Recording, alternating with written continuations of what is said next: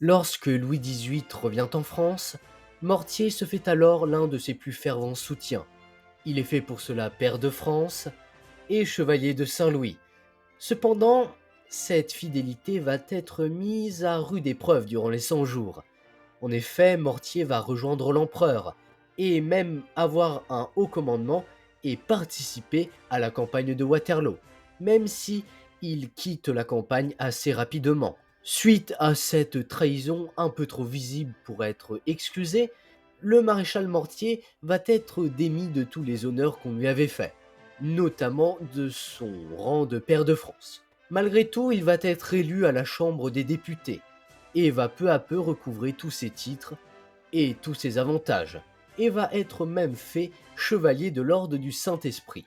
Durant la période qui suit le règne de Charles X puis la Révolution de 1830, le maréchal Mortier est alors maire. Puis, après cette dite révolution, il va être propulsé à des rangs au sein de la politique française qu'il n'aurait pu imaginer, notamment à celui de grand chancelier de la Légion d'honneur, ou encore de ministre de la guerre, et même à la présidence du Conseil.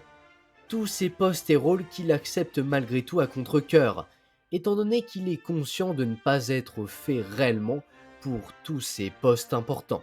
Mais le maréchal, étant un homme loyal et intègre, a beaucoup de mal à imposer son autorité aux bêtes politiques qui règnent alors dans son gouvernement, notamment Adolphe Thiers ou encore Guizot, qui se moquent et ricanent de ce maréchal qui est très peu fort en politique et dont le souvenir des champs de bataille commence à être un petit peu éloigné.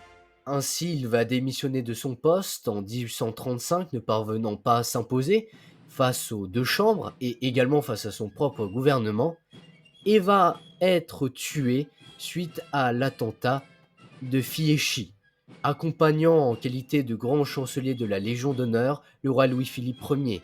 Il aurait pu ainsi échapper à cette mort assez bête, mais comme il le dira à quelqu'un qui lui demandait de se retirer, ma place est auprès du roi, au milieu des maréchaux, mes compagnons d'armes. Il vit encore quand on le transporte dans une salle de billard du jardin turc, où il cherche à s'appuyer contre une table.